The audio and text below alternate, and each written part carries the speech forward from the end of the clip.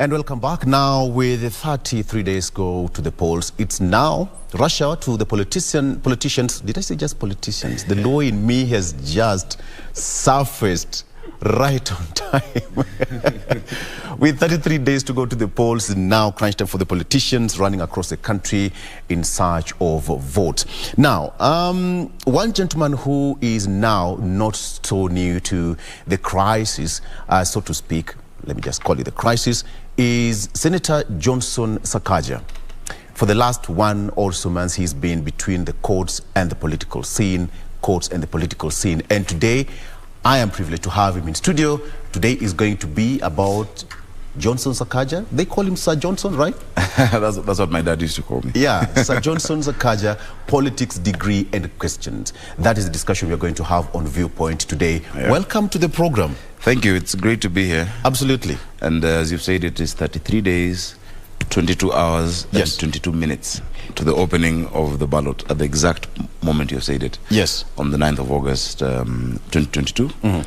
I'm looking forward to a free and fair, peaceful election and to be victorious in the race for Nairobi. Are you ready? Well, you can never be too ready.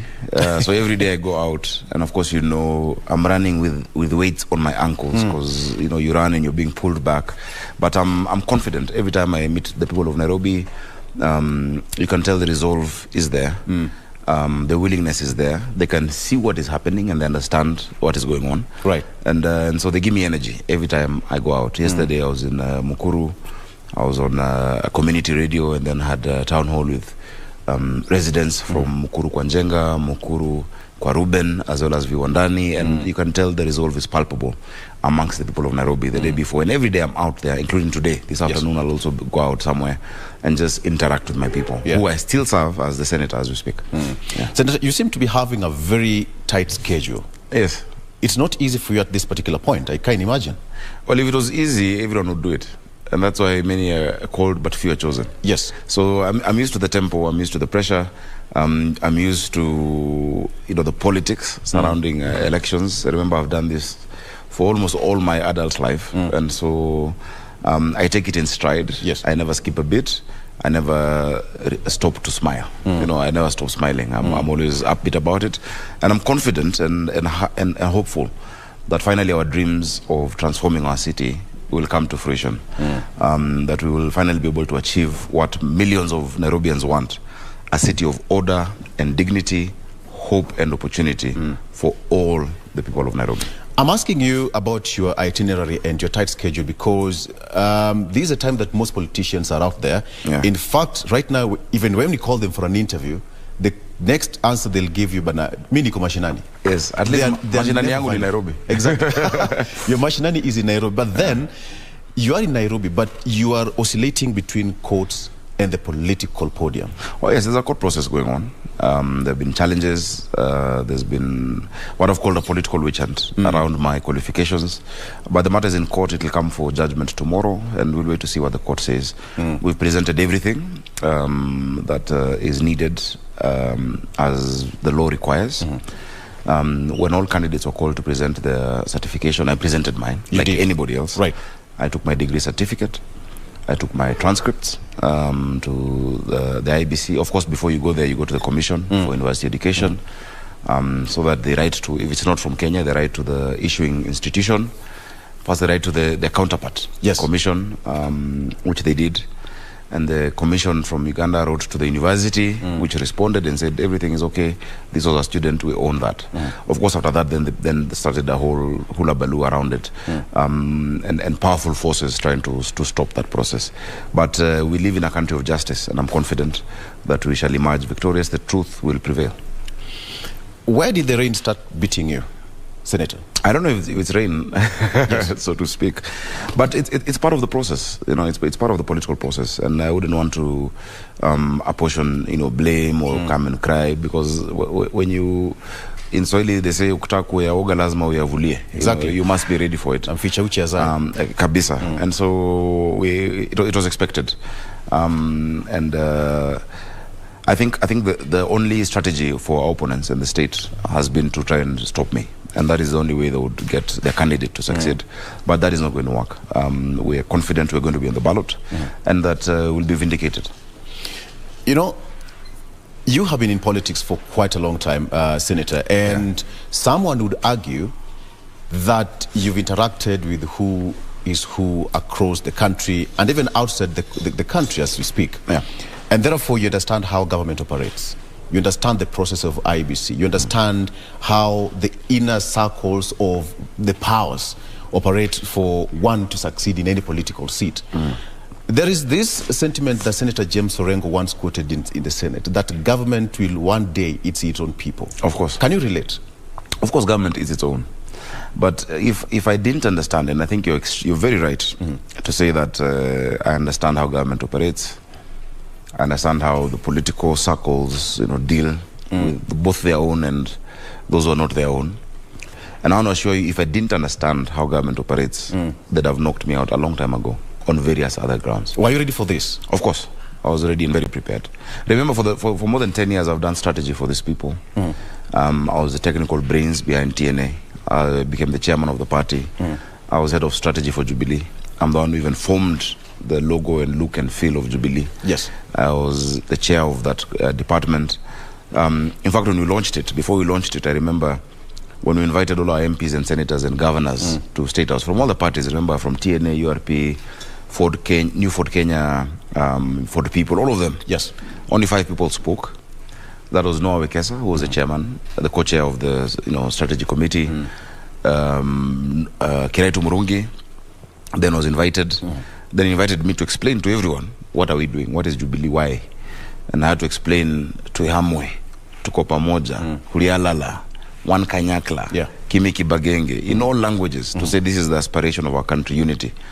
And, having been in that circle for all this time, I also knew that in this election, that there was no space for me within Jubilee and Azimio, so to speak, before it came. And what happened to Tim Onyonyi was what was lined up for me. That despite being the most popular, all the polls for the last 2 years have shown me to be ahead in this race. There's no single poll that has shown anything different, even those you have shown. Yes. The last one, even before Tim Onyonyi was removed, he was 5% after me. I was at 25, he was at, I think, 18, actually. And then there was undecided, and then the rest. But I knew there had been an agenda to lock him out and also to lock me out. And so I of course, made the political move that I had to make. And I knew that it would come with repercussions. Yeah. But the people of Nairobi want me on the ballot and want me to be their governor. And so, would I, if you or me, would you then succumb your dreams for your city, for your people, to political expediency and horse trading on the table? Or would you man up and say you're going to go for it despite what they bring at you? Experience and ambitions are two different things, and when they're put together, you have an outcome. Yeah. And the issue of experience, and you talk about, you don't have to be conferred a degree for you to be a leader. But part of the requirement from the electoral body is you must have a degree. No, I said you don't have to be conferred. The law is clear. For you to run for governor or president, you must have a degree. Yes. Right. Do you have a degree? I've just said that I presented my degree to the IBC and to CUE. I have a degree from Tim University. I'm in business management. I have also studied other different things. I've studied actuarial science at the University of Nairobi. Of course, I didn't complete that, which I will do. There's no law that says you must have a degree from this specific institution or this other institution. And in fact, I'm glad the DPP wrote back when he saw all of this, hula baloo and push and pull. Yeah. And he said, how can you be asking Sakaja for all these things? There's no one set of law for Sakaja and for the rest of the country. That you bring your receipts, you bring your gown, you bring your dining hall, meal card, and your voucher, and your photos and water, all of that. Right. Are there 2 laws in this country? Is there one law for Sakaja and one law for the rest of Kenya? Half of the people, if I ask you for your university ID, are you able to produce it in 24 hours? I'll have to look for it in my home county. Most people don't even have it. It's actually returned to the institution when you finish. It becomes property of the institution, and that's what's written. And so that was evidence of our political witch hunt. When an institution like the CUE decides to, when they follow the due process, they actually certify you, and they receive phone calls very high power phone calls, and they start to go around in circles. They address press conferences at night, never seen before in the history of the Commission for University Education, and then they revoke it. And then they say, oh, sorry, we are revoking it so to investigate, or now we are revoking again because we've not found anything. That is nonsense. And the person leading that institution, Professor Chacha Nyegoti, himself has confessed, and is in public, and even if you Google yourself, he is the head of the Azimio campaigns in Migori, and he's acting is acting on his own motion. A commission in the Universities Act is very clear. So is the State Corporations Act. The person who communicates on behalf of a commission is the commission secretary. And when the chairman communicates, it is because the commissioners have sat and have reached an agreement. It's not an individual who has political interest in who becomes governor of Nairobi. When the DCI issues statements prejudicially, saying that, oh, we shall not surrender our city to referring to me. Yeah. Surrender in terms, like who? As who? Who are you to surrender cities? The people who decide who becomes the governor of Nairobi is the people of Nairobi, not the DCI. Right. These institutions are supposed to be non-partisan, non-allied. And when they called me, I actually took myself there. I said, I hear you've called me a fraudster, and you've already put it in the newspaper, in the Nation newspaper, who I'm actually taking to court, saying that I'm part of our syndicate. Then I'm here. And they had nothing. And they told me to write a statement, asked them to confirm that he has already formed his mind about my case. He has already called me a fraudster, and he will say he will not surrender the city to me. Who is he to surrender the city? There's 2.4 million voters in this city who cannot wait for those 33 days for them to choose their governor.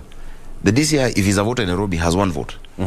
So all these institutions are playing politics, and it is the state capture that we talk about, that they should stop. In fact, on the day I went, when they summoned me with my lawyers. At some point, you took yourself to the DCI. I first took myself because I saw in the newspaper that Sakaja facing arrest, they're looking for Sakaja. I said, do I look for me? But I'm the senator for Nairobi. They refuted the step. They said that you are not summoned. It was the newspaper that said that I'm part of a syndicate and I'm being looked for and I have an impending arrest. So I went and found out, is there anything? And they said, no. Okay. Actually, there's nothing. Then they called me 2 days later when they realized, okay, now we need to, I called their bluff. And when I went there, really, they asked me, okay, what do you have to say? Yeah. About, I asked them first, confirm the position that you've taken prejudicially. Why would you subject yourself to an investigation by a biased institution that has already called you guilty? If they've called you guilty, then they have a case. Let them take it to court. Let them charge me. Let them arrest me. And I said, this country, people have fought for our freedoms, our political freedoms. You cannot be persecuted because of a political choice you've made. You cannot.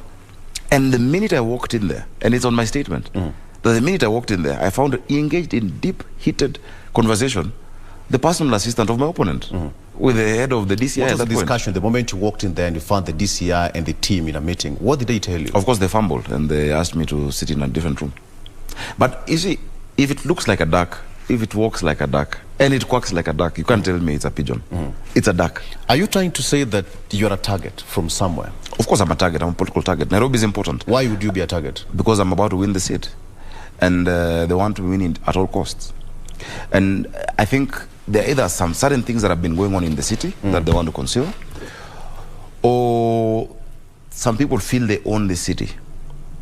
And I want to tell them that they should wake up to a very rude shock that awaits them. This city is owned by 2.4 million voters and 5 million residents. Right. Not a small cabal that sits in hotels and comes up with projects and says, oh, we shall anoint this one, that this one, even though he's not popular, he cannot vie, or that this one, we will block him, we have the power. Power is fleeting. It comes and it goes. The ultimate power, Article 1 of our Constitution, is that the sovereign power of this country rests with the people, and they will affirm that decision on the 9th of August. Yeah. Why would someone oppose your candidacy to run as a governor of this particular county? You've been close to power. You are the chairman of TNA, the party that formed, the current government. I don't know who is targeting you, but if at all there's such a person or such forces, why would you be targeted, apart from being the front line to be the governor of Nairobi? I think I've said in the past who is behind it. I don't think there's any need to repeat it. Now, for the sake of our audience, perhaps. Well, of course, it's the party that I'm opposing, led by their party leader, that is the Jubilee party leader and the Azimio party leader, that runs against the candidature. It's very obvious to see.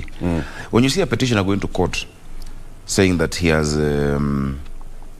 immigration records, which even I don't have on my own, how does a normal Kenyan get your immigration records if it's not powers that be?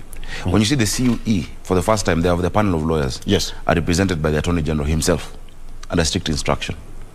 You can tell it's powerful forces. But as we say, it is not by power nor by might. There are those who depend on, institutions of state. They depend on the military and the police. They're being mobilized for by chiefs. They have their billboards paid for by the government. We stand with the people. We may not have the state at this point, but we have the people. And the people can see the witch hunt. I promise you, everywhere I go out, even when I got in here, from the gate, you can tell the people are saying tuko na wewe, because we understand what's going on. So what they're doing is actually working against them. Let the people decide. And I want to assure them, when I become governor, God willing, or inshallah, I'm not vindictive. I'm not bitter. I'm not going to harm anybody. I'm just going to do what is right for the people of Nairobi. I'm not going to start witch hunts like they have done to me. I will not return grace. I will not return, they're fighting me. I will not return their viciousness and their malice with bitterness. I'll return it with grace and look forward. I always look forward. Life moves forward. And I've always said, Siasa siyo uadui. Politics is not an enmity. And I've displayed it in the past. Before the handshake that, it has been made to look like a magic bullet in this country, I was saving Honorable Lodge from being beaten up on October 26th by Jubilee people. You remember that? Yes. Before the handshake, I was getting Babu Owino out of prison. You remember that? So you're friends. Politics is not an enmity. And I see an injustice anywhere, and I fight against that injustice. And I've done that consistently.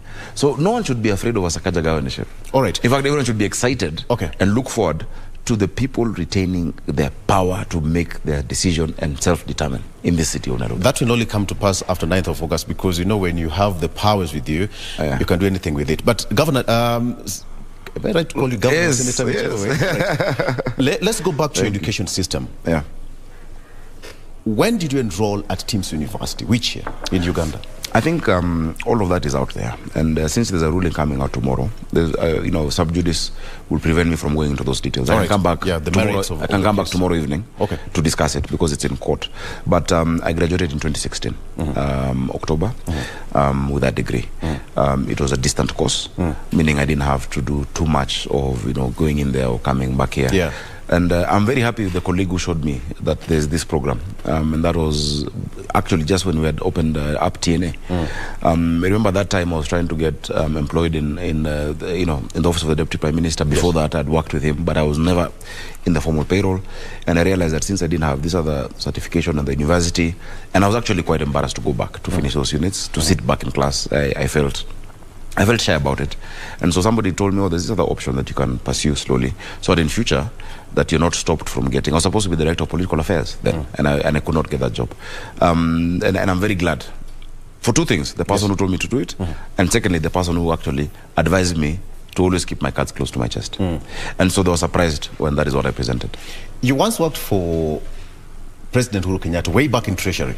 Yes, very closely actually, and I credit him. I credit President Uhuru Kenyatta for a huge part of my political journey. Do you talk right now? Not at the moment. It's been a few months, but we were very close. I thank him. In fact, I don't think anyone has shown belief in youth the way President Uhuru Kenyatta did in the past.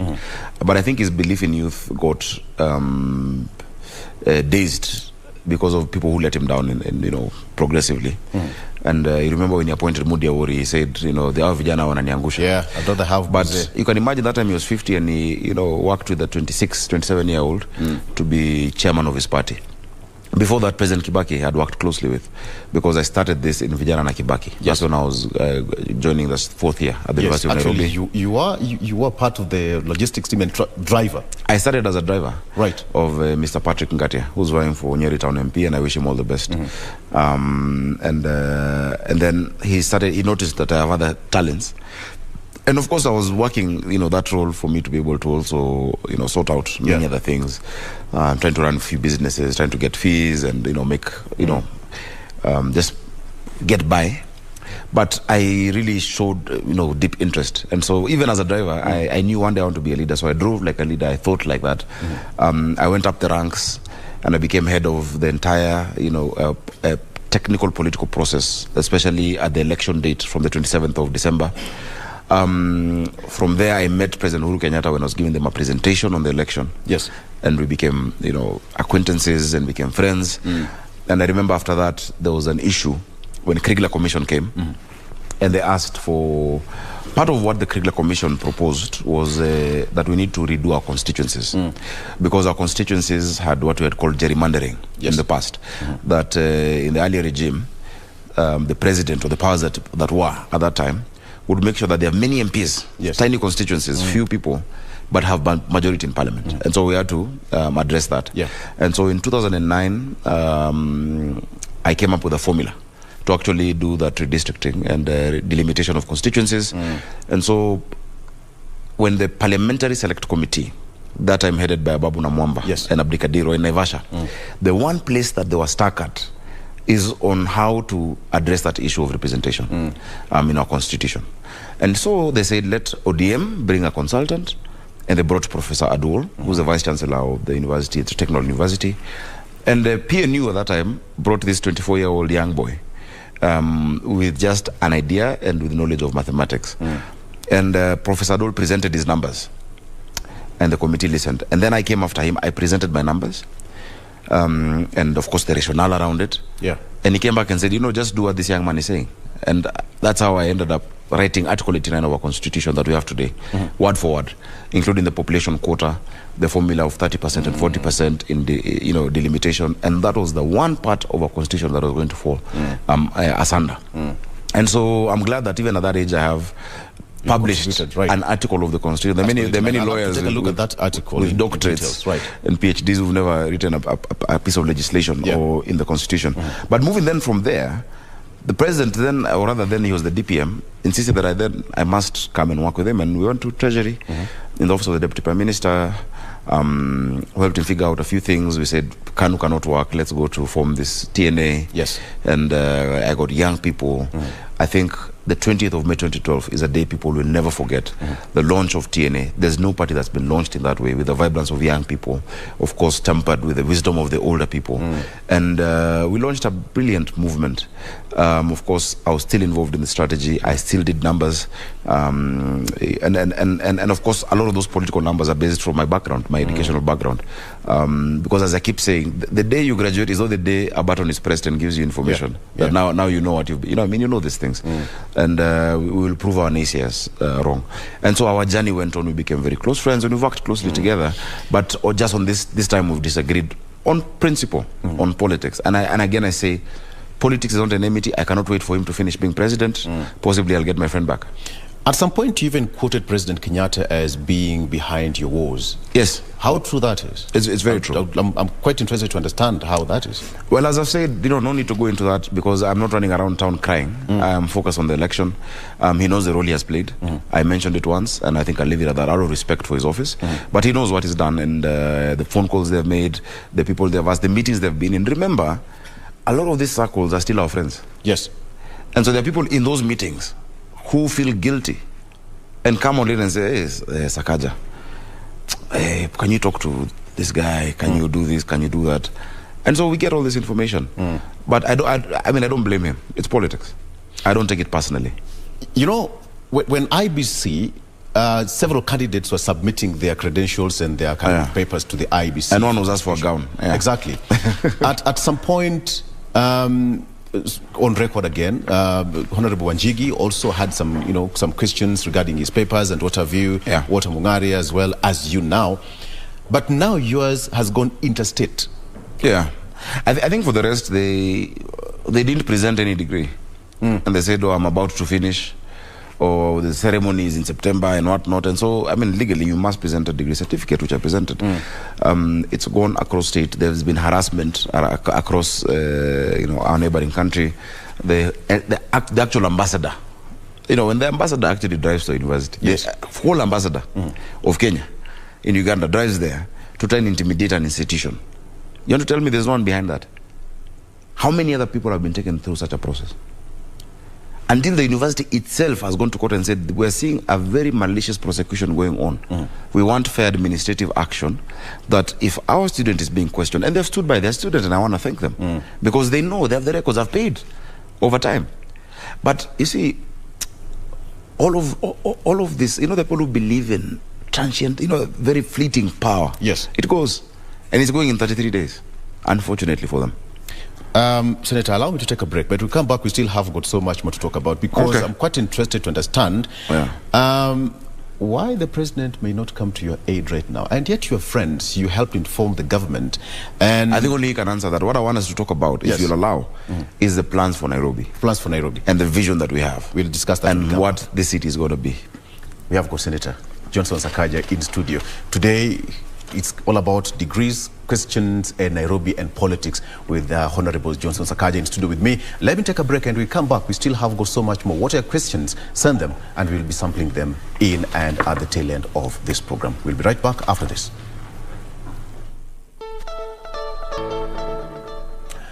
And welcome back. We're still having our discussion with the Senator Johnson Sakaja. Today it's about politics, questions, and Sakaja. All right. Yes. So, Senator, one thing that I would like us to clarify. Yeah.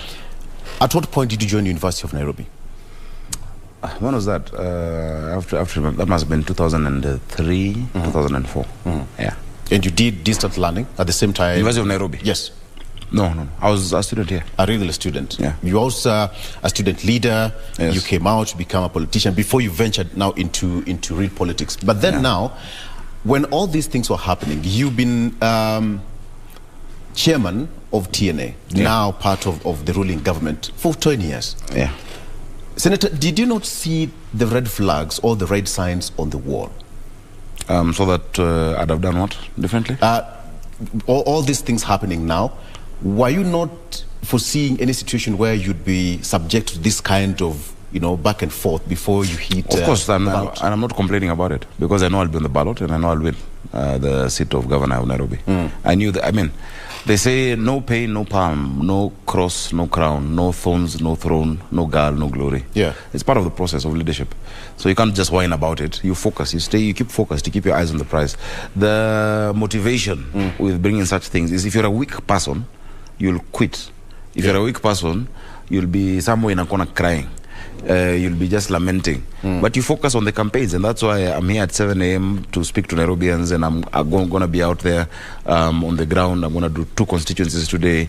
In the evening, I'll be on another TV show. I'll be on I'll write an article tomorrow. I'll just keep going at it. You wake up every day and you try, and you keep going. And that is the stuff that makes leaders. Right. This city needs resilient leadership. You cannot be a weakling and govern this city. Yeah. You cannot be easily, swayed. You must be resilient. You must be tough. Nairobi, tomorrow it'll be MCAs on your neck. Absolutely. The next day it is matatu striking. Yes. After that it is hawkers. You've set rules. People in the markets. There are people who want to be governor, but the first, even what I'm going through, they will not go through a quarter of it. They would quit. They would resign. And so I'm resilient, and I take it in my stride. I see a lot of support online. I see some haters. Yes. I love them both. I laugh at it. I never lose a wink of sleep because I know what the truth is. How has this affected your political campaigns and it as you speak? It has really boosted my political campaigns. My supporters are more emboldened. I've gone up in the ratings. If you see the poll that was released by the Star yesterday, I don't know if you did it in a newspaper review. Yes. I'm now at 57% against my opponent at 34%. I'm aiming at 65%. I hope that we can actually get 1.5 million vote in this election from the 2.4 million. A minimum of 1.5. I want all of them, but of course I know that those who would not. Yeah. And I think we grow stronger. Sometimes people think they're burying you, but they don't realize you're a seed. So it's and a they put you in the disguise. ground and you grow. So it's a blessing in disguise. And let them keep doing it. I've seen, like these malicious stories where I've been on a headline for 5 days. My friend, there are politicians who've had a long career of 20 years who've never had one headline. Even one headline. I've had almost 10 of them. There are people who didn't know who Sakaja is, who know me. So I'm grateful. Every cloud has a silver lining. And I'll tell my people, as always, let's keep our eyes on the prize. But don't you think that much as you're making the headlines, perhaps it's even scaring your perceived supporters, because they're asking questions, what if we vote him in? And the questions about his academic credentials now crop up later on, even during his tenure. I want to assure them that the witch hunt will end once we're elected. You call this a witch hunt? It's a witch hunt. It's definitely a witch hunt. I mean, as I've said, if it looks like a duck, talk walks like a duck. It's a witch hunt. It's based on nothing. And you've seen at the IBC dispute tribunal, we won that. They went to get orders for stay, we won that. When court, I'm looking forward to a favorable. Anybody who watched it, in fact, I have very many lawyer friends who logged in because the court proceedings are virtual, and they said, oh, so this is what this case is about. It's really open and shut unless there is efforts to derail it. And I won't go again into the merits of the case or the merits, but we're confident that we'll be there. And people can always tell who their leaders are. People can tell who is genuine, who's been there for them. Yes. For the past 5 years, who has stood out for Nairobians? When there's been fires in Gikomba, when traders have been, fought by the anti-counterfeit system, when buildings have collapsed, when people have been demolished for houses in Kariobangi and in Mukuru, who has been there for them? Who has been there in the Senate every day pushing for their location? When we were at 15 billion and now we're at 19 billion, who spoke about it? And so you will not just come at the end, at the last minute, and tell them that, oh, this person who's been there for you, actually, we realized does not qualify to be there for you. No. I don't think the people will allow that. It will not happen. And the law will not allow that. Okay. Yeah. Before you took a break, I asked you a question why the case about your academic credentials and standing is now taking... It's now Kenya versus Uganda. It is not. It is not Kenya versus anyone. It has put you so high in the political headlines, newspapers, Sakaja this, Sakaja that, Sakaja this, Sakaja that, CUE quotes this and that. Do you get enough sleep? Of course, you can see. My eyes are really good. I was here at 7:30. I sleep before midnight. You see, when you know the truth, yes, then you will not be swayed. You remain confident and you know what you're doing. Otherwise, I would not. I mean, since that started, I would have gone into a cocoon and hidden. I've been out there every day. My billboards are still up. My trucks are out there. I go, I do meetings, and I love the meetings I'm doing. You should have seen how Kariobangi South was on Saturday. Amazing. We just had to cut it off because of the electoral timelines. Thousands of people just following you, not even asking for a shilling, not even for a coin. Chanting. Then I've got a new nicknames across the city that I'm enjoying. People asking me, really, what do you want to do about this issue of the slum? Yesterday there were serious questions in Mukuru about the issue of demolitions. What assurances will you give us? You're the one who can protect us. We realize those who demolished for us are the ones pushing for this candidate who's against you, and they want to do anything to stop you. That's what the people are saying. So the more they do it, I mean, when your enemy is making mistakes, you don't interrupt them. So I just urge them to go on. And for God to forgive them, they don't know what they're doing. I hope it is not malicious. It is not malicious, but then, I know it is. What's something which is quite interesting is that you've been close to power for all those years, starting with President Mwai Kibaki's regime until now where you are. It happens. Good part of growth. It happens. Part of growth. President Uhuru Kenyatta fight against his godfather, Mwai Kibaki, the person who named him Uhuru. When he was born, the person who suggested that name was Mwai Kibaki, and he was I think in the Catholic setup, his actual godfather. Throughout his childhood, he vied against him for office. That's a secret we didn't know. You should know that. All right. So there's no barrier in politics, and I'd like to tell my people as well, my supporters, not to be bitter. I have very close friends who have expressed a lot of anger and bitterness against whether it is the president or the Jubilee and Azimio and what they're doing. I ask them, do not be bitter. Don't return. When they go low, we go high. Smile at them. Don't hate. Don't harbor hate. We can't have a country of hate. Let's just see what they're doing. We'll emerge victorious. All right. With the politics, there's so many up and down. But then now the question is, have you ever looked behind and asked yourself a question, where did you go wrong? No, I don't live a life of regrets.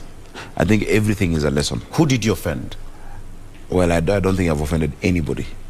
Because we have the political right of association, the right to make decisions, the right to, Article 38 gives you the civil and political rights to vie, to seek office, and to be in any formation you're supposed to be in.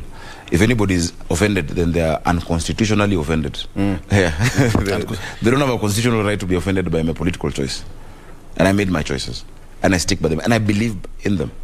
I believe that what we're presenting as Kenya Kwanza for the people of Kenya and Nairobi is what we really need. Just yesterday, and that's just what happened. as I walked into the station, people are lamenting that now wheat flour is 254 shillings. Yeah. And maize flour has come to almost 230. And they don't understand. In fact, they're saying chapati sasa itapata heshima yake ya zamani. Ile heshima only Christmas, you know. People can joke about these things, but there is a serious problem the common mwananchi is going through in Nairobi in cost of living. And everybody is going through it, because the same supermarket that sells for you, to you that unga, sells it to the person at whatever level. Yeah. People are frustrated. There are people, you know, in Lavington, in the, you know, the middle class, who are getting water once a week or twice a week. They are frustrated. They want solutions. That is where the mind is at. It's just the media and a few people in smoky rooms who are focused on this debacle that we're talking about. People are focused on solutions. They want hope. They want to know that they can run their businesses properly in this city. But you don't have to have 30 licenses, 10, 15 licenses on your frame and a Kanjo officer every 2 minutes. We're going to have one license for all businesses in the city of Nairobi. But all of those will be aggregated. You can't be told, pay 4,500 and we give you a certificate for fire, as if that certificate can, you know, extinguish a fire. People want to know, how do we sort out the mass transit system, mobility? Why are we stuck in traffic for 4 hours? Why are there no drugs in our hospitals? That is what is on the mind of Nairobians. And so I tell my friends to focus on that. I'll come back to talk about your manifesto. It's now the time of manifestos, and I would like to get to know. And I'm about to launch one. Exactly. But then now, let's go back to the issue of education and then put it aside. I think we've said everything on that issue. There's no new answer. It's never enough, Senator. It's never enough. But perhaps if you allow me to do this. You've been there for 10 years now. The current government is going out. Did you not see any reason to go back to school and finish your degree? But I finished my degree and graduated in 2016. That's what I've been telling you. And that's how they say that you did not finish and did not submit. So it's he say or she say. I've already told you I submitted a degree certificate. How many degrees would you like me to have? How many does the law ask me to have? How many? And that is why you said that one of the petitioner was a hard instructor who is out to derail your ambition. That's what I'm telling you. You know, you've run out of questions. No. Because I've answered. Not at all. Okay, so how many should I have? How many certificates should I have? Because it's the same question that I asked about the reason you not going back to school and complete, because they say that you're not a student at Team University at the same. Who said that? University. It's still in question. It's out in the public domain, Senator. You know, you're I don't know if you're on a fishing expedition. I've told you that we presented our certificates to IBC as of having graduated in 2016. They were accepted, and then the hullabaloo happened. As it is, I'm on the ballot. Okay. Properly cleared. I have that qualification. Okay. Would you like me to have 3 qualifications or 4? One is just enough. Okay, let's go back to your manifesto you're about to launch. Yes. Imagine a day after 9th of August. Yes. And you are at City Hall. You've taken reins of power. What are some of the things that you'd see change in this city that currently you don't see going right? Thank you. Now we're talking. The first thing that we need to do. The first thing that we need to do and focus on is the structure of devolution in Nairobi. We need to structure service delivery to reach the mwananchi. Devolution is based on what we call the principle of subsidiarity. Right. The principle of subsidiarity is that a service is best offered at the lowest level compatible with the benefit area of that service. And I'm very happy in 2010, I wrote the first publication in this country on fiscal decentralization and representation of the people with the International Commission of Jurists. You should look at it. It talks about both representation and devolution and how we step it down.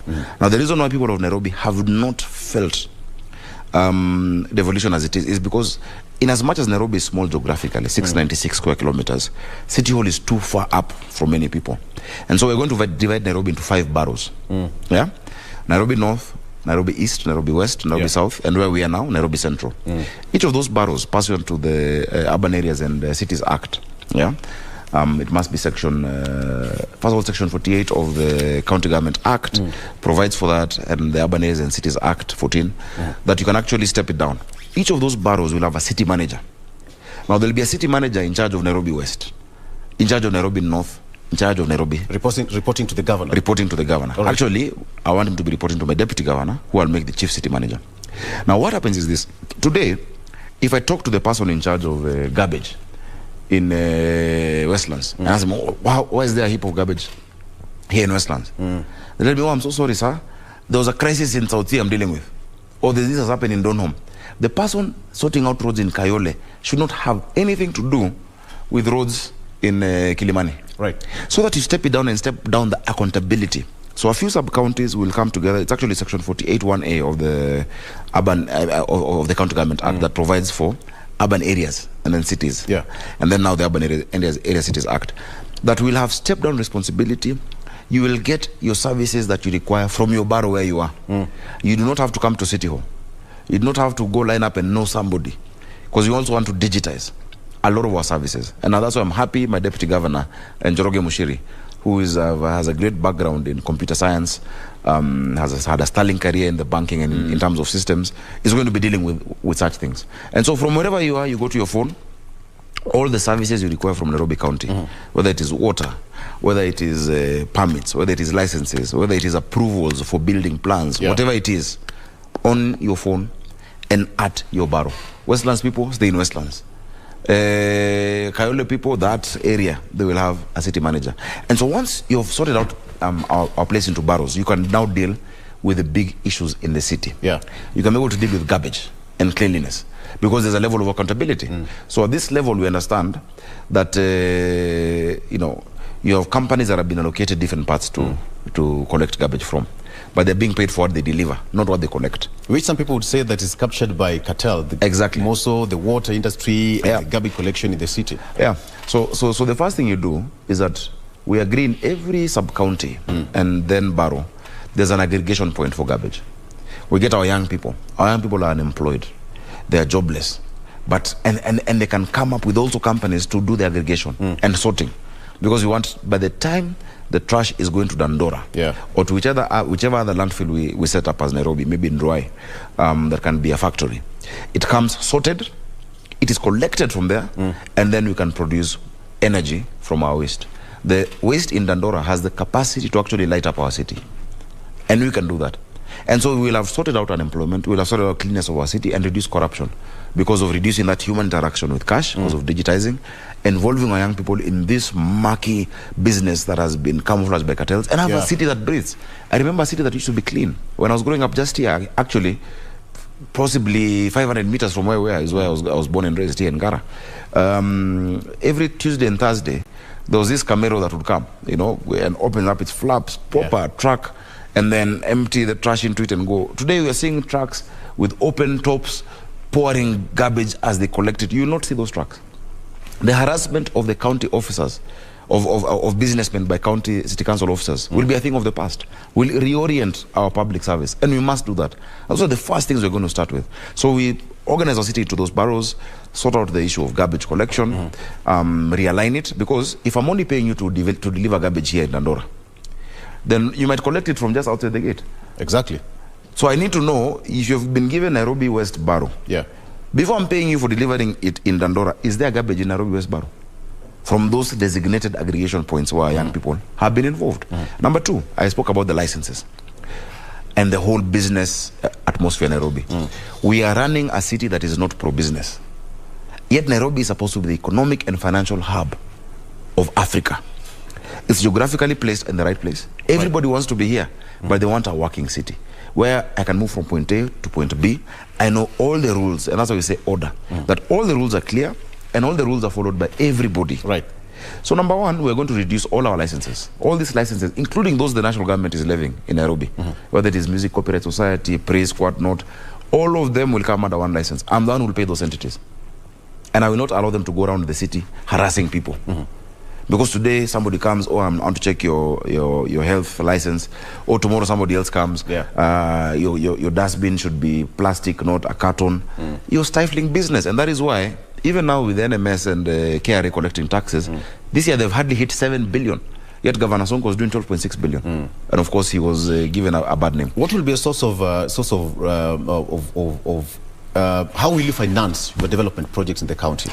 Of course, once you bring in a culture of a pro-business culture, and you make it easier for people to comply, you'll collect more money. But when you use the policing nature of KRA and GSU, and all of these old pickups that are so unroadworthy that you see out there, you know, you can get the tetanus infested. These pickups where our mothers and women from the market are being bundled into every day. you will not collect taxes. In fact, I want to put all scrap metal people on notice that after the 9th of August, please come to City Hall. All of those pickups that are dilapidated, that have been picking up people across the city, will be up for auction. We will not see that. It's a stain. It's they are the ISO, not the people they're picking up. Right. You know. And so, once you increase compliance, like President Kibaki did, and told us, kulipa ushuru ni kujitegemea.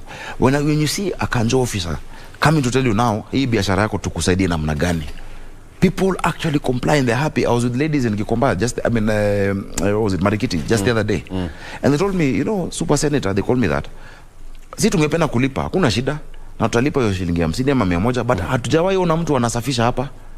Why are people paying for services they can't see? Yeah. People want to see those services. So once we'll digitize all revenue streams in Nairobi, will be digitized. We'll reduce the human interaction with cash, because those are the avenues for corruption. Reduce the inspectorate officers coming, because there's one license. So if it is Latema Road, or if it is Ronald Ngala, or if it is Buruburu, there's only one inspectorate officer who is allowed to come and look and see the QR code on your license, and then check for a verification. Right.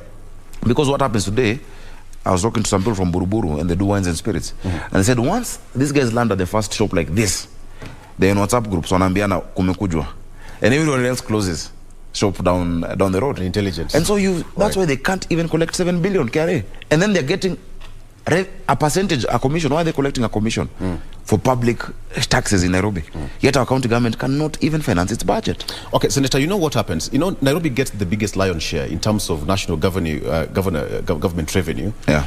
How would you use this amount of money in any financial year given to uplift the lives of Nairobians? Because that will be your commandate. You will be the chief accounting officer for the county, so to speak. The first thing is that we must balance our books, and we need to have increased revenue.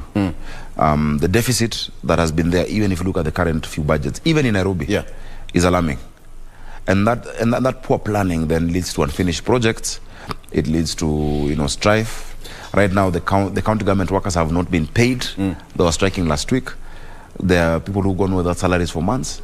Yet the person who was vilified never missed paying, even once, when he was governor. Okay. So all of these big language and high-sounding people who saying, oh, we're the ones who know Nairobi, they have no clue about how to do it. And this is how we're going to do it. Number one, we digitize all revenue streams. Number two, we implement the sectional properties law that provides for increased revenue from land rates. And first of all, our valuation role for land rates is in the 70s and 80s.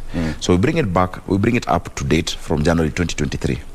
But once we bring it up, of course, we will have a process through which you can't just jump someone from 2,000 to now start paying 50,000. No.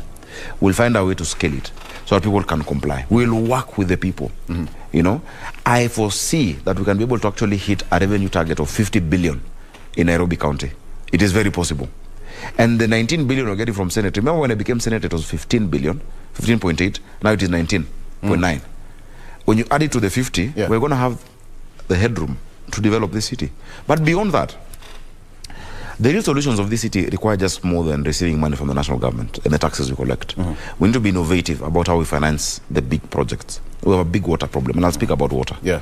We need to be able to get close to 200 billion at a go to deal with all the remaining road infrastructure, the water infrastructure, the piping from Nairobi Water, to deal with the mass transit system. We want to have a proper mass transit system that is, integrated, including heavy rail, light rail, rapid bus, BRT, and matatus, taxis, everything integrated. And a project that moves with the people. You don't do what these guys are doing now. They've tried to open that green park 10 times. Because you're planning in your lofty high ivory towers without involving the matatu people. That thing will never work. It's a white elephant. We've wasted billions there. You look at some markets we have, like in Karandini, where you put a market, the parking is on the 4th floor. And then you tell people, if you want to buy tomatoes and onions, you go to the top. The traders have refused to enter because you have to plant from the bottom with the people and sit and agree with them, look, this is what we're going to do, and then you move. So we're going to reintegrate those participatory budget-making processes and work with the people. So for us to now get that revenue, we might need to do an infrastructure bond for the city.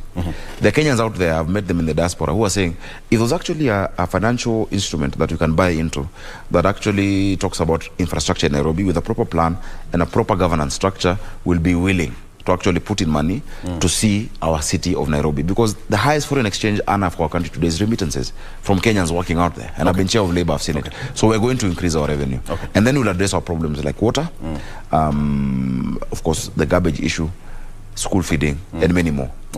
Senator, allow me to take a break, and we come back. Do you still play guitar? I still do. When I get time, but I hope we can talk about water, because Nairobians want to know what we'll do about water. Most of the people of South Sea. South Sea, Langata, many places, we have areas which have never had piping. Exactly. And I'll talk about it. There's a solution and there's a plan. All right, let's take a break. When we come back, we still have that discussion with Senator Johnson Sakaja. A lot more coming up after this break. We'll be right back.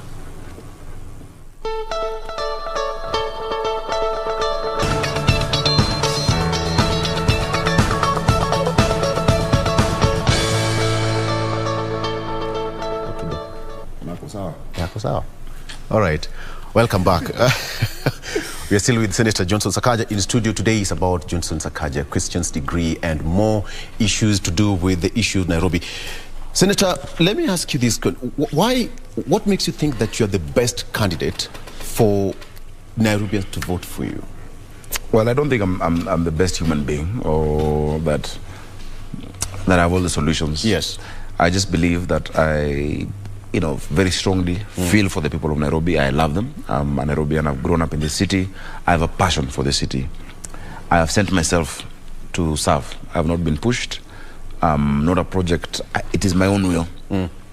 I have built the skills over the last 15 or so years that I feel are important or are needed for this city to go to the next level. And so I'm really passionate about what we can do. I'm excited. I'm a young person. I want to see what Nairobi look like in 10, 20, 30 years and have a long-term vision that then we start developing now. This is a city I know. I told you I was born just down. I can walk. As a child, I used to walk to KBC, when I was growing up. We used to walk here, walk into town. I remember a city that was working. And I yearn for that city again. A city that actually gives everybody opportunities and hope. And a city where we can actually, see each other as neighbors. When I was growing up, there was no issue of tribe. We have friends who I found out their tribes at their weddings. I didn't know, because it didn't matter. And right now we've become competitive to a fault because of the high cost of living, because of a system that is pushing us down.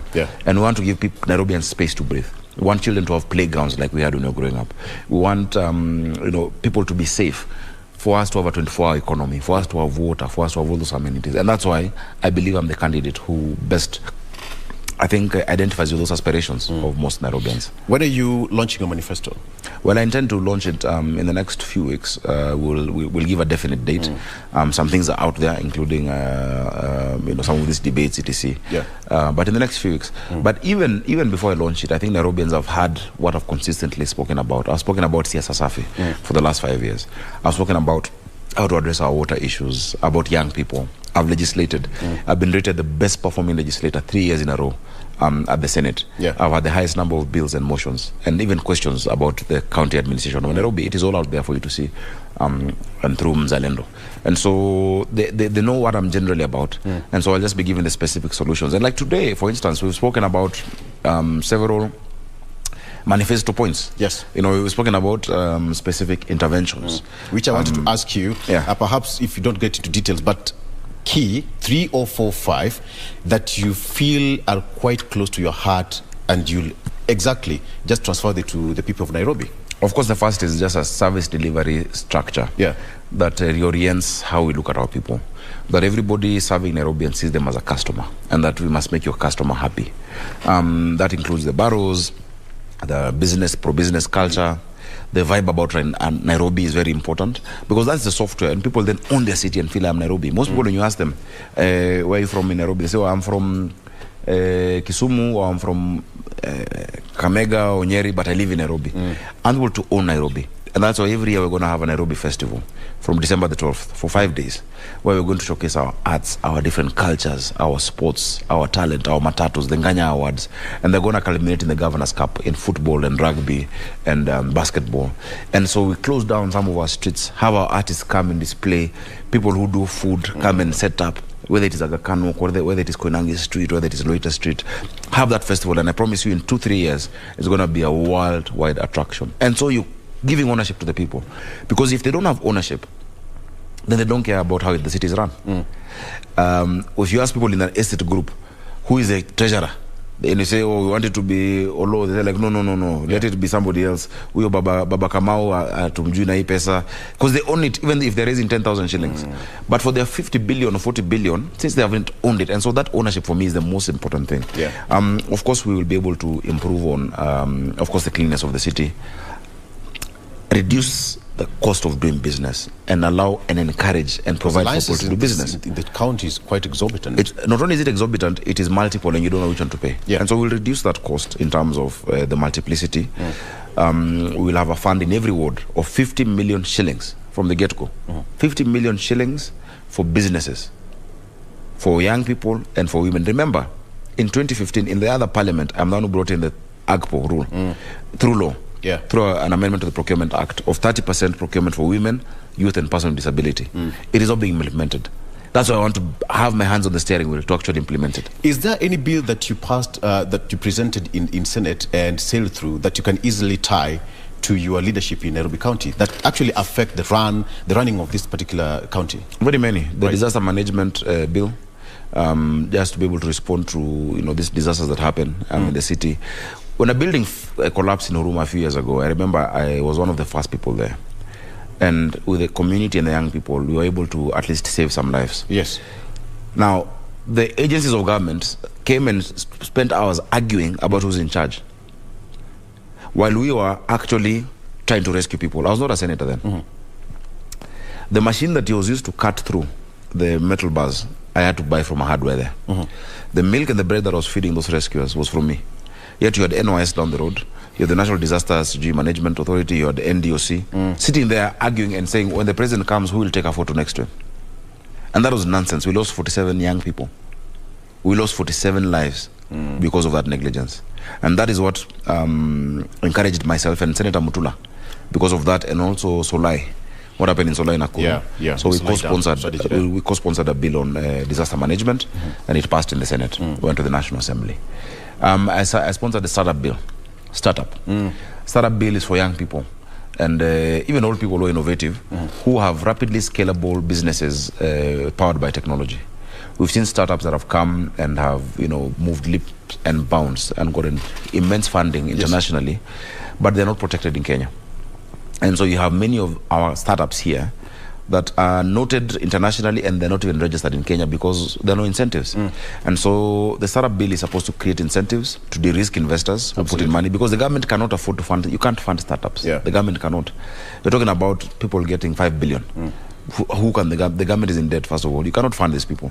But once you de-risk the investors who put in money into the startups and say, look, if you put in this amount of money and whatever you're doing maybe doesn't work in Series A or whatever stage of funding, then you can be able to recoup a part of your investment. And so what you do is to create a virtual special economic zone, that even if it is that one you're doing in your house, in your garage, in your SQ, but it meets a certain criteria, and then you get into that virtual special economic zone and get certain incentives. I mean, there are many bills that I've sponsored. What would be your style of leadership? A collaborative and deliberative leadership. I realize that Nairobi has so many facets and so many great people, amazing people, great resources, people who have the papers and documents and whatnot. From the town hall meetings and so I won't pretend that I'm this magician and the Superman who comes with a magic wand and says, water, pap, roads done. No, we will work with the people of Nairobi.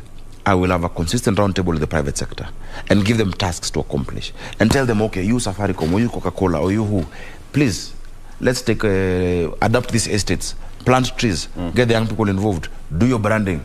You help me with City Stadium. Let's do it together. In the budget making process, resident area associations, the estate associations in every estate are actually going to be sitting down and saying, this amount we've been given by the governor to plan for something that is meets a certain need. I'm telling you that participatory budget framework will make sure those projects are done. So you can decide as Buruburu Association or as Mudurwa or as Karen that will, on our 20 million this year, this is what we're going to do together. And then we'll use the procurement tools within the county to get somebody. Next year we'll do this, or we'll have 100 million project that will break it down. The people must own their city. Devolution is about the people, not about a few. It's not about a magician. So the kind of leader I am, And in all the places I've led, whether it is being a chairman of a ruling party, and at that time the youngest chairman of a ruling party in the world, to being senator or to being chairman of committees, I've chaired the Security Committee in Senate, the Labour Committee, I've chaired the National Committee of Equal Opportunities and Cohesion, National Cohesion, Equal Opportunities.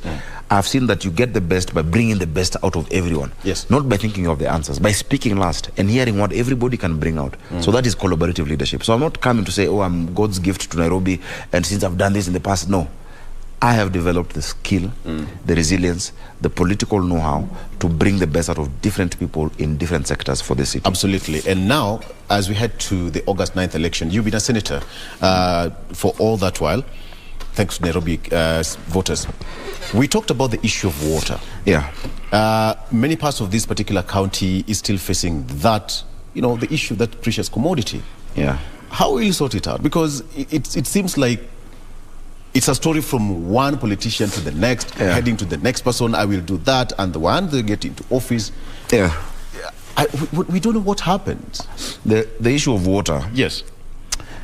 In Nairobi is will only be solved by someone who says the truth about it. Now, Nairobi has not developed a new water source since 1997. Because the population has completely gone up. The population has gone up. Now, Nairobi has 4 sources of water. The first one is Kikuyu Springs. Kikuyu Springs was set up in 1907. It's just after the Kikuyu campus of the University of Nairobi. And it provides just 1% of our water, 4,000 cubic meters. After Kikuyu Springs, then in 1936, towards 37, there was now Ruiru, now what we call Ruiru Dam. Ruiru Dam also is not too big. It provides 4% of our water, but it's some good supply. After Ruiru Dam, then started the bigger projects. So we got Sasumwa. Sasumwa Dam is in Jambini. It gives us 11% of our water, and that water comes down from Jambini all the way down to Kabete, treatment plant, and is piped. After that, then we had the biggest one, which was Ndakaine. Now, Ndakaine had 3 phases, and the last phase of Ndakaine was in 1997. And that gives us 84% of our water that was last developed in 1997. So all of this collectively give us 525.6 million liters of water a day, collectively. Now, what is the need? 850 million liters a day in Nairobi. Against 250. Against 525. 525. So you have a deficit of around 300 million liters a day. Now, fortunately, and I want to thank the government, there's a Northern Collector program, Northern Collector Tunnel, which is coming now from Muranga again, from around Maragua River, and that is Northern Collector Tunnel. It is going to provide for us another 140 million liters per day. Yeah. Because you must first deal with the quantity and then the distribution. That project will end in towards December 2023. So if anyone first tells you that they'll sort out the quantity issue before December next year, they're lying. Let's start there. Yeah. So by December 2023, we'll have another 140 million liters of water per day added. Yes. But remember, the demand is still growing. Right.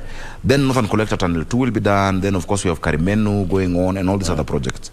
But once you deal with the quantity, so, there must be that sorted out. Even before you finish that, there are things we can do in the meantime. For instance, 43% of all our water that comes in, even that little 525 million liters, 43% is non-revenue. It is being stolen. Yes. And it is seeping out. So using, again, technology, and again, I told you my Mr. Mushiri, who I really depend on this deputy, and I hope he doesn't resign and run away. He must stay in office.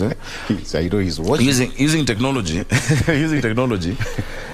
There's some people who have blocked, they know this part of Dandora, where there is an actual lever or pipe. Unafunga, unaeka mabati, and then now you see trucks saying clean water, moving around the city, selling water from that.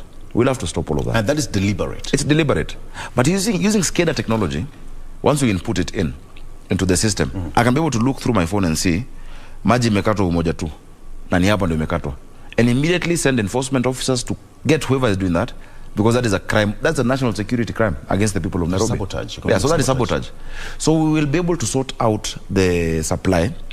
Go on with Nairobi Water, and I've sat with them for hours and understood the issue of the areas in this city that have never had piping. When you look at parts of Mihango, Njiru, Ruai, that side, Karen, by there has never had piped water. It's all borehole water. Ngando, Utawala, there are many areas where we will now finish with the piping as we wait for the quantity. So as we wait for this quantity, finish the piping, explore more boreholes. NMS has did around 100 boreholes, which is very good. Some are still working. One inch are getting that water, but they're not getting it in the sense of dignity. When women have to go and fight at the water point every morning, it is not dignified. So what am I going to do? A tap per household. Before the quantity comes, whatever we're getting from the borehole, we're going to pump into the grid. Yes. So to get it in your house, you get what we get, and we'll explore more boreholes. Fortunately, Nairobi, the water table is not too low.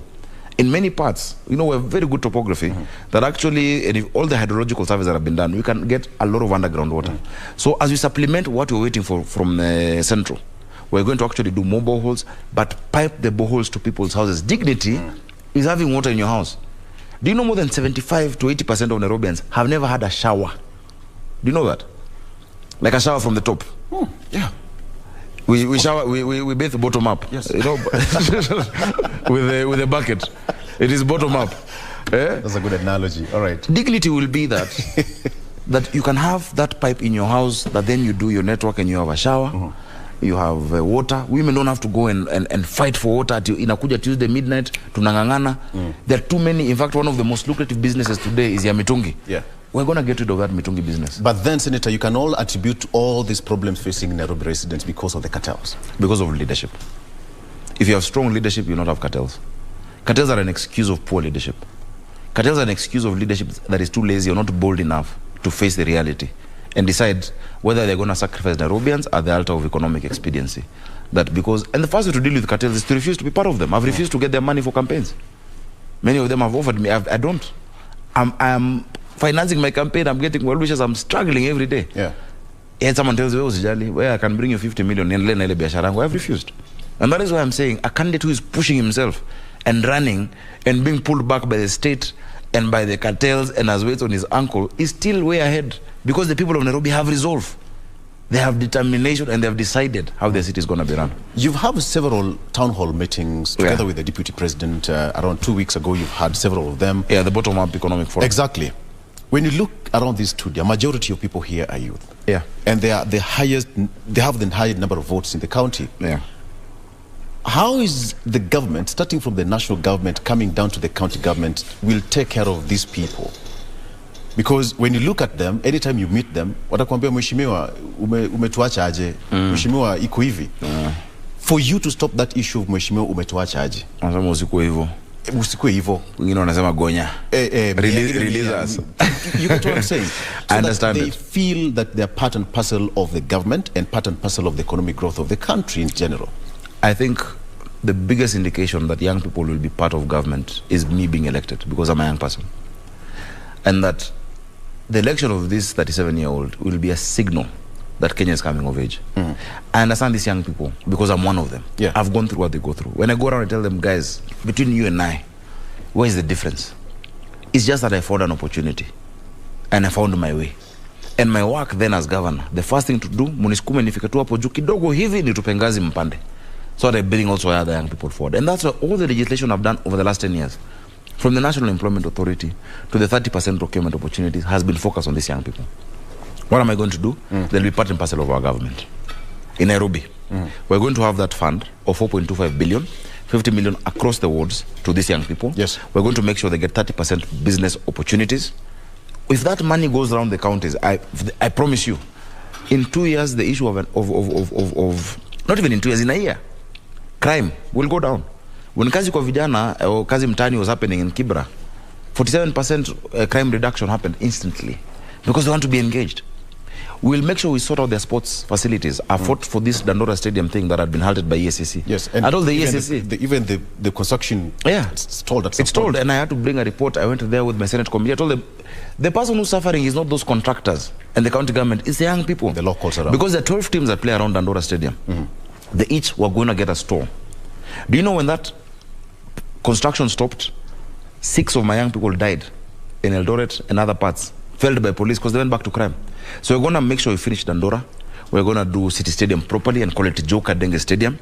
We're going to finish Kiumbuini grounds, Woodley grounds, Umeme grounds, where we do Kothbiro every year. From 1976, it's been happening. So 6 of the biggest grounds. Every sub-county, if you look at what George Theory has done in Kariobangi South, you know, at Uhuru, and you look at what Kamtoyo has done, where it was done by an MP, the current Speaker of the County Assembly, Bena. If you look at what we're going to do, even in Woodley grounds, let me tell you, young people are going to be actively involved. And remember this county league for all the 5 boroughs. Nairobi North will be playing Nairobi South. Nairobi East Central. It culminates at the end of the year with the Governor's Cup at the Nairobi Art Festival. So the creative economy, why are you arresting young people who are taking photos in town? Or flying a drone? And you think they're terrorists? People need to wake up. You need somebody who understands this is where the world is. People are recording with drones. People are actually doing filming. People are actually, let them take photos. Because the arts and the creative economy is a new frontier. I have pushed for our artists and musicians to get paid properly, for them to be able to get their skiza tunes. We started at 16% with Bob Colimo and President Uhuru Kenyatta. We've pushed, now we're at 41, and I'm sure it'll get to 50%. Those young people who are in Uber and digital taxis, who are being exploited, 25% immediately goes to the Netherlands, nothing from Kenya. I'll tell the young people there's going to be hope. We just have 33 days to go. Let us come out with resolve, and even the women and our mothers, let us come out and make Nairobi work. Let's make Nairobi work. And once Nairobi works, Kenya works. And remember, I'm young. I have no option of failure. I don't retire at 42. I want to do a sterling job for you, Nairobi, and then get the next opportunity as we move ahead. That sounds like a serious promise. Kabisa. That's like a serious promise. You've talked about the issue of art industry. Yes. All of us here have gone through the art industry. That's why we are here, because you cannot distinguish, you cannot separate media and art. Even me, I used to play guitar just here at KNT for the longest time. Just across the fence. Across the fence. I will ask you whether you can play a guitar. If you have one, I can play for our audience. But then, what would be your clarion call? Because you have got Nairobians, you are the governor if you're elected. What if you're not elected? Well, I have not planned for that because I intend to get elected. But I'll continue serving my people. Yes. In the event that Nairobians choose otherwise. But I'm confident. And I believe in science. I've studied science. I understand science. Men lie, women lie, numbers don't. All the polls that have come out and the intentions of the poll of Nairobi are clear. In fact, what we want to work on is like David Rudisha. You know David Rudisha? David Rudisha never used to look at his opponents when he runs. He used to look at the clock. He's competing against the clock. I want us to have a resounding... This election will mean so much for this country on the resolve of the people against a system that is trying to oppress them. When you look around the country, we have got, youthful legislators or young youthful men and women trying to kind of talk of Cleophas Malala, talk of Babu Wine of this world, Mohaji Chupevu, and you. When you look 10, 20, 30 years to come, what do you see? Well, I hope we'll be able to... a leader is defined not just by how... Before you become a leader, your success is defined by how you develop yourself. But once you become a leader, your success is defined by how many people you develop. I'm very happy that as chairman of the Young Parliamentarians Association, and of course these are my last moments as chairman of KYPA, in the last 10 years I've been able to mentor hundreds of young people who are now seeking elective office across the country. We had 50 MPs and we had 1,027 MCAs below the age of 35 at the time of the election. And beyond that, we had groups across the country. We've done a program supporting young candidates to be able to vie for office. In the next 10 years, in the next 15 years, we hope to have a leadership that then has moved us from the poisonous tribal politics of this country. That it doesn't matter where you're from. And I tell the people of Nairobi, there is no Kikuyu hunger, there is no Luya lack of water, there is no Luo pothole, there is no Kamba, price of maize. Our problems are the same.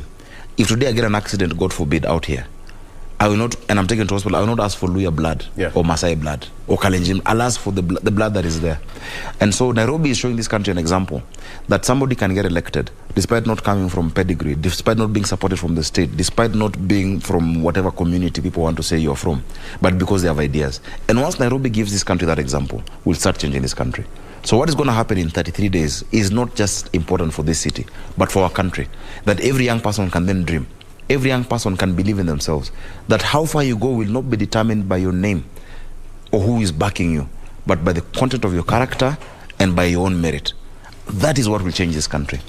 And then we move to a place of equalization of opportunities. Let me tell you, if everybody in this country knows that whether my child grows up in Kericho or Mombasa, whether my child grows up in Wajir or Nyeri, they have the same chance at life. They have the same quality of education. They can get the same quality of healthcare as any other child. We'll even stop fighting. Because it won't matter. Absolutely. Absolutely. You will have cohesion. You cannot have cohesion without equalization of opportunity. That somebody knows that if I'm the best in my profession in accounting, I can be one day the accountant general in this country. No matter my tribe, no matter the tribe of the president. Today there are people in central bank who know they're the best bankers. But for long as the president is from this community, they will never be the director general or the president of the central bank. There's somebody who knows, yes, I'm the best in the military. I've gone up, but because of the tribe of who is the president or who is going to become the president next time, it will be somebody else who will come and overtake me. You can never create a country of cohesion with that. Senator, who is your role model as you wind up? Well, he had to change recently. But the politician I most admire, yes, locally has been Tom Mboya. Thomas Joseph Mboya. Yes. I was in Tom Mboya house in Lenana. And that's when I got interested about Tom Mboya. Yes. And I studied this man. Tom Mboya, when in his 20s, made such great moves for this country. He's the one who'd go and negotiate the Littleton settlement, the Lennox Boyd Constitution. Yeah. When in his 20s, he would do the airlifts. You know, he'd go and meet Martin Luther King, JFK. Yeah.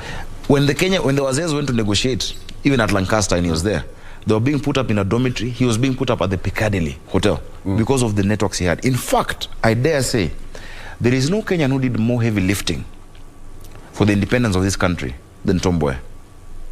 And that is your role model. Outside the Mau Mau. Right. Because the Mau Mau was a fight. But in terms of the letters and negotiations and going up to speak to the British, no Kenyan did more than what Tom Mboya did.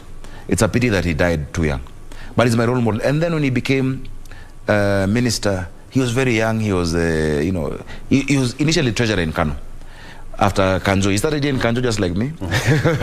Yes. He would stay in Kaloleni with a leather pouch where he'd collect coins to pay Dennis Pritt, who was Kenyatta's lawyer.